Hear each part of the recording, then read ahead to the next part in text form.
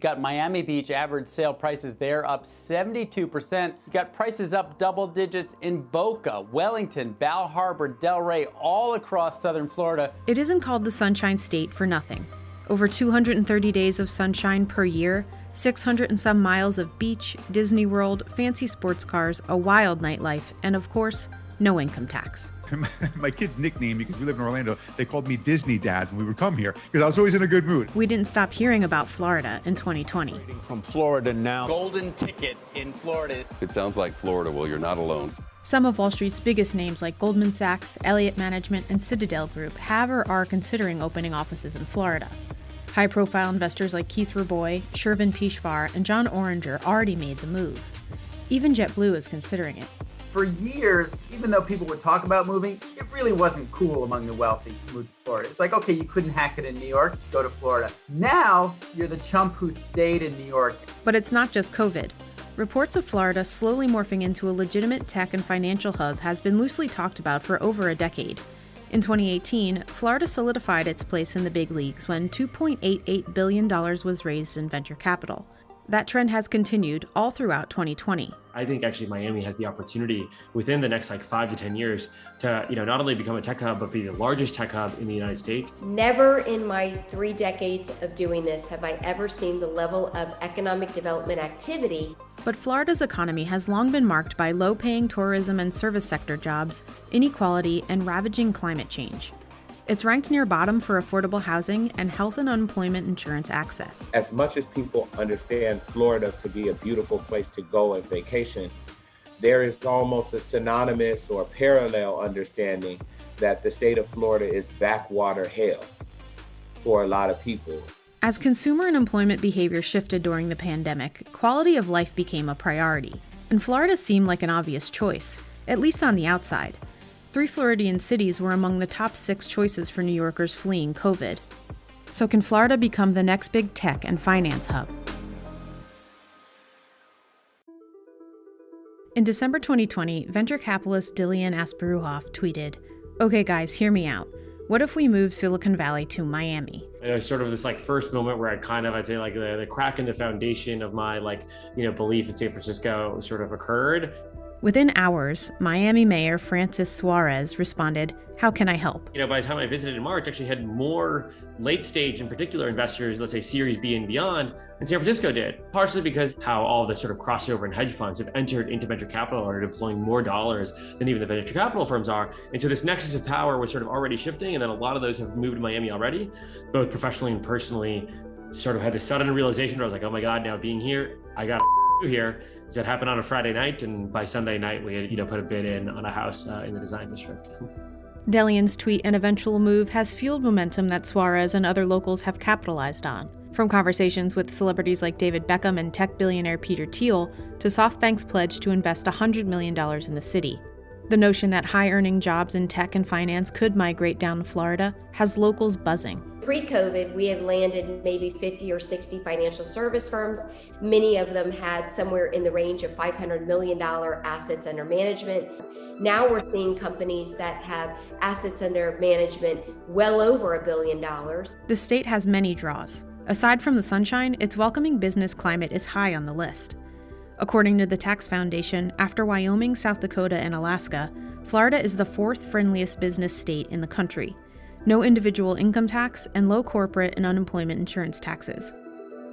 Looking at more than 60 measures of competitiveness, CNBC ranks the state 12th, 4th for access to capital after California, New York, and Texas. It was around tax season, and my accountant jokingly said to me, "Why don't you go move to that house you built down there and stop busting my chops every April 14th? I was like, all right. Cassaberry is a member of Tiger 21, a peer membership network for high net worth individuals. He moved his family of 6 to Orlando about 6 years ago. Lifestyle is fantastic, the obvious. The weather's great. There's beaches all over the place. You're on either coast. Airports are fantastic. You'd be all over the country very quickly. But really what's happening down here is really incredible. Everywhere you drive around, you see building. The past few years, we saw it happening. Then, tack on COVID, and it just exponentially changed the impact. The influx of the wealthy has reflected in real estate sales, too. South Florida home sales valued $1 million and above jumped between 40 and 50% in 2020 compared to 2019. This is a long-term move for these companies, and I don't believe that they would be signing 8 to 10-year leases with options to expand. I don't believe that they would be putting their kids in schools and uprooting them from their private schools and public schools in New York, Boston, and Connecticut if this weren't long-term. And I don't believe that they would be buying $20 million homes if this were short-term. There is so many amazing, talented people from every standpoint, from marketing standpoint, from creative standpoint, from leadership standpoint, and people are always willing to move. If I was telling people to move to Nebraska, it might be a little bit difficult to sell. The average financial salesperson or analyst in Florida makes about half of what they'd make in New York. That could be a deterring factor for individuals choosing between job offers in New York or Florida. We have a company that we recently offered, a term sheet here to an LA that had said, for the past 3 or 4 years that they've been building their company here, had really struggled to find the talent that they needed locally in Miami, and also really struggled with being able to import talent. And they said that over the course of COVID, and in particular now with Miami Tech Week flipping, they're basically importing talent left and right, and they're able to sort of get their pick of the litter of the top tier engineers in the world. Migration trends are a strong indicator of growth. Between 2010 and 2019, Florida received over 2.3 million more people than it lost, the highest in the nation.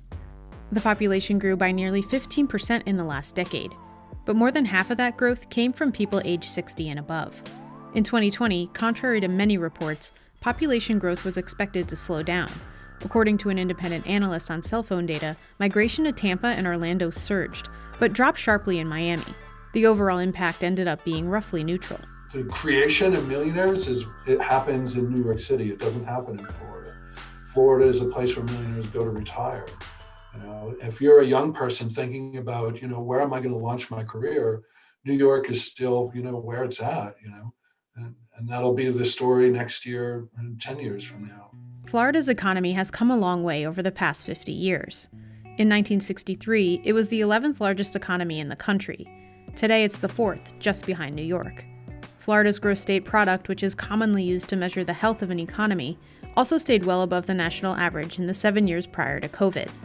Except for the dips in the 2008 recession, employment grew in every category until 2020. True health of an economy is really how the quote-unquote bottom is doing, how are our teachers doing, how our public sector workers are doing. And you will see in Florida, just like in every other state, that teachers are going mad trying to provide some sort of education for children.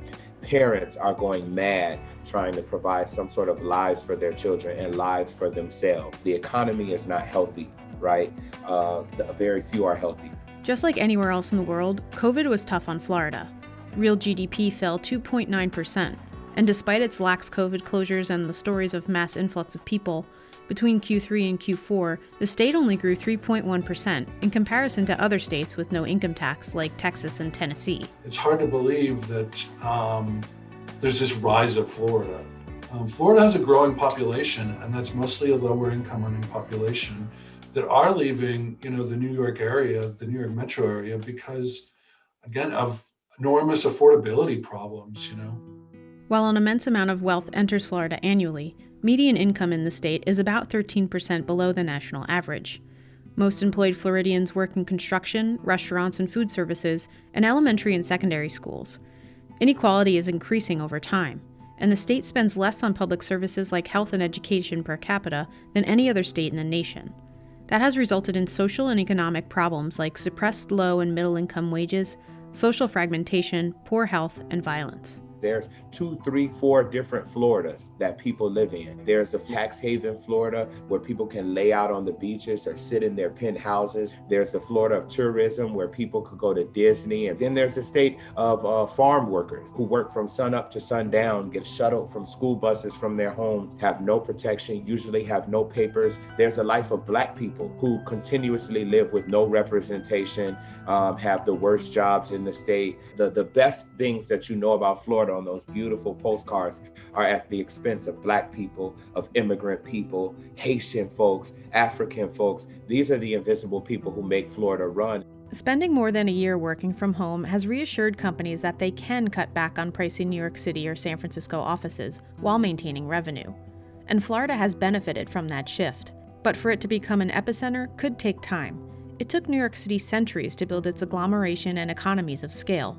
It remains to be seen if and how South Florida can accomplish that. What really excites me about Miami is ethos that everybody here is really excited about, right? Pro-technology, pro-capitalism, pro-immigration, cheap housing, low cost of living, low taxes. Being able to grow into that, I think, is really important. And all the early signals to me seem, quite positive. But it'll be interesting to see sort of in September and October, are you still seeing this continuous exponential growth? This is all real. This is not a dipping of the toe in the sand. We know this because they're talking to local accountants and local attorneys, and the traffic is very high to those offices.